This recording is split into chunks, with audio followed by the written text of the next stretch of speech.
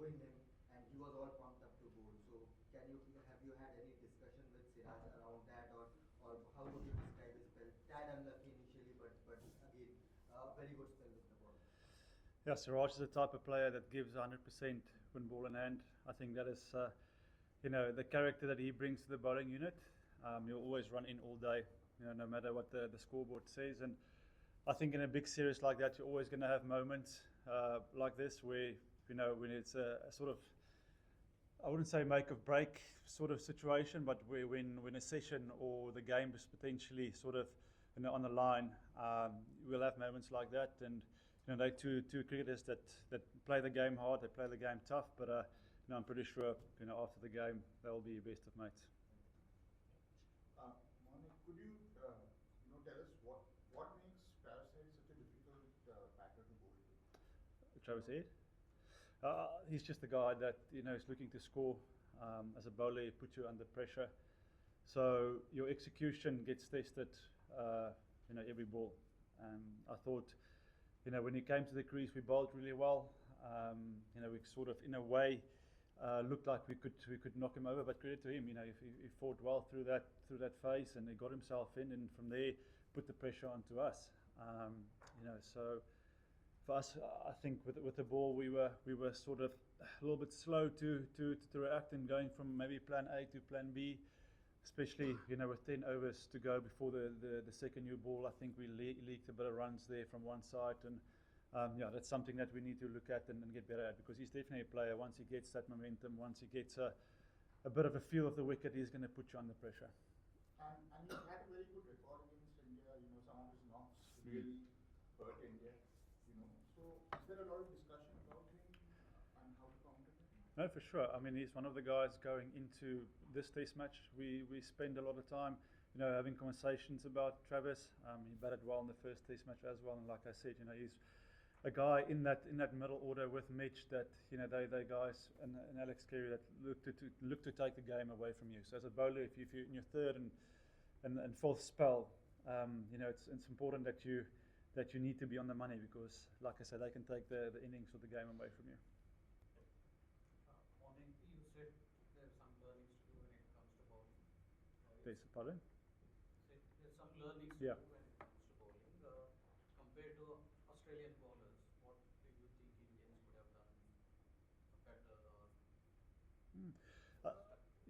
I think, for me, if I can just rewind the clock to the first test match, I thought our lines and lengths were exceptional, and I think that was sort of the blueprint for us going into this test series, that we wanted to bring the stumps into play as much as possible. And I felt last night, with the ball moving around a little bit, we missed that. We were slightly off the mark with that in terms of finding the right sort of length, and at times we were touch wide, so we allowed the guys to leave a lot of balls, which sort of history, looking at the pink ball that time of night, if you bowl, that's where you can pick up your wicket. So I think that was sort of learning, and I thought we came out of the day this morning again, and we sort of got more balls in the right area, more consistently. I think in partnership, we bowled better.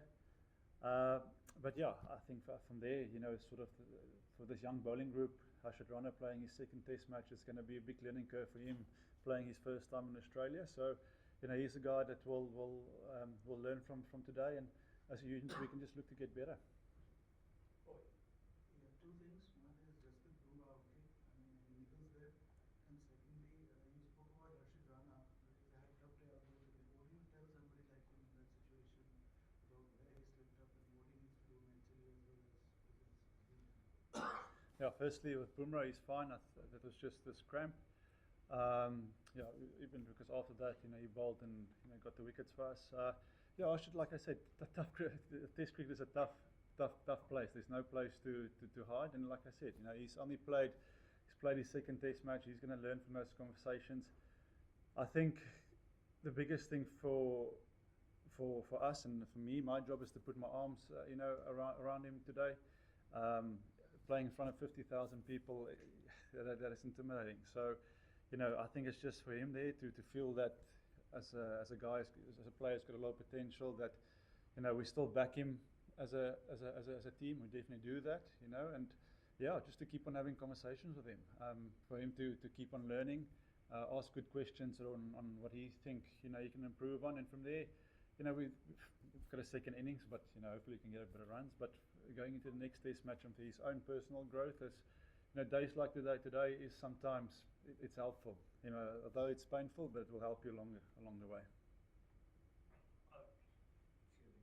Well, just with pink ball cricket, the way tempo changes so often. I mean, how difficult is it as a bowler to like adjust to that tempo, or can you actually even take a breath to kind of focus on what you want to do, or can you it's just taken away by the tempo of the game and how quickly it goes? Yeah, that's a good question. But I think with the pink ball so far in this test match, there was still something in the wicket. I think if you're consistent in your area, there was the odd ball that nipped around, and I think at the end of the day, it is having the plans and can you execute those plans in partnership for long enough. And I think that's what Australia has done in this test match brilliantly so far. The guys that bowled well on day one made scoring for us tough, but in saying that, when the ball gets a little bit softer, it can get easier to score, and then you've got the night session to think and worry about. So yeah, in terms of tempo, that is a thing that this team is still figuring out. What is the best way to play pink ball cricket, because we don't have a lot of experience in playing the pink ball. So it is learning, but also it's fast learning, because now it's a test match and you're behind the game. Yeah, I want to know your feelings when you see Rishabh Pant charging over first ball and slamming, and the way he played brought a lot of smile to us. But what was your feeling? You've seen young AB, but this is something else. So what were you thinking when you saw him doing what he did the first ball? Yeah, I mean that is Rishabh's character. I think in this dressing room we know that he's a guy that's gonna take the game on. He's exactly like Travis. He's gonna try and put the bowler under pressure. Look, if you look at the scoreboard, it's probably not the first shot we expect, but for him that's the way he's gonna get his innings going. And if he scores runs with that, he's still not out tonight. But that's good to him. He's a brave cricketer, and his goal is to really put the bowler under pressure. So that's his blueprint. Hey Morne, you touched on the night session being something to worry about. Do you think the two night sessions yesterday and today is where the game pulled away from India? Pulled away. I wouldn't say that. Although coming in this morning, we still felt, we didn't execute and bowl to what we would like. But if we get the ball in the right area, we get 3 in the scoreboard here, we're back in the game. I felt as soon as the ball got a little bit softer this afternoon, in terms of maybe going defensive, a little bit defensive for a longer period of time, was maybe an option to consider.